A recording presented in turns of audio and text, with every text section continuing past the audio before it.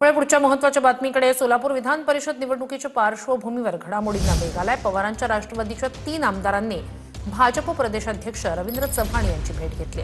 उत्तम जानकर, अभिजित पाटील यांच्यासह नारायण पाटील रवींद्र चव्हाण यांच्या भेटीसाठी पोहोचले होते.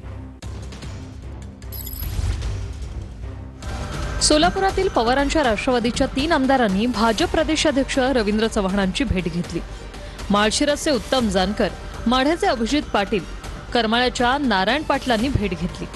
सोलापूर विधान परिषदेत पवारांच्या राष्ट्रवादीनं वसंतराव देशमुखांना उमेदवारी दिल्यानं जानकर नाराज होते. मतदानावर बहिष्कार टाकणार असल्याचंही जानकरांनी जाहीर केलं होतं. भाजप उमेदवार राजेंद्र राऊत विरुद्ध पवारांचे उमेदवार वसंतराव देशमुख यांच्यात सामना आहे.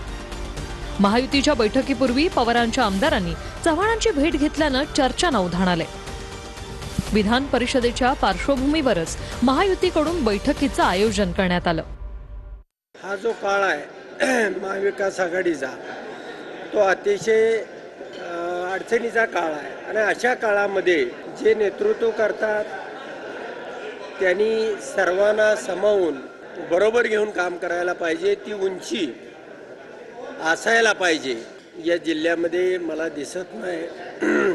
त्यांच्याबरोबर कोण आहेत मला माहिती नाही, पण जे आम्ही राष्ट्रवादीचे आणि सहकारी शेतकरी कामगार पक्षाचे आमदार सगळे या ठिकाणी आम्ही राजाभाऊ राऊत यांना पाठिंबा दिलेला आहे. एक चांगला पायंडा की जो पायंडामुळे कदाचित राजाभाऊंसारखा एक चांगला आमदार ज्या वेळेला विधान परिषदेमध्ये जाईल त्यावेळेला इथल्या असणाऱ्या सर्व प्रश्नांची जाण ठेवून मग तो विरोधातील असणारे जे विषय असतील किंवा सत्ताधाऱ्यांचे असणारे विषय यांचा समन्वय घडवून आणून त्या ठिकाणी सोलापूरला न्यायाच्या दिशेने घेऊन जाण्यासाठी ती प्रमुख भूमिका त्यांची असेल असं मला वाटतं. सोलापूर जिल्ह्यानं आजपर्यंत राजकारणात अनेक नवनवीन आदर्श निर्माण केलेले आहेत. आज आपण पाहिला असेल पक्ष पार्टीच्या पलीकडे जाऊन एक वैचारिक पातळी असणारा हा जिल्हा, वैचारिक पातळी असणारी नेतृत्व आपण सगळ्यांनी बघितली.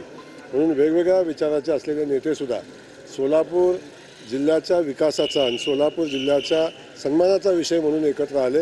त्या सगळ्यांचं मी मनापासून या ठिकाणी स्वागत करतो. सगळ्यांना धन्यवाद देतो की त्यांनी राजाभाऊंच्या उमेदवारीला पाठिंबा दिलेला.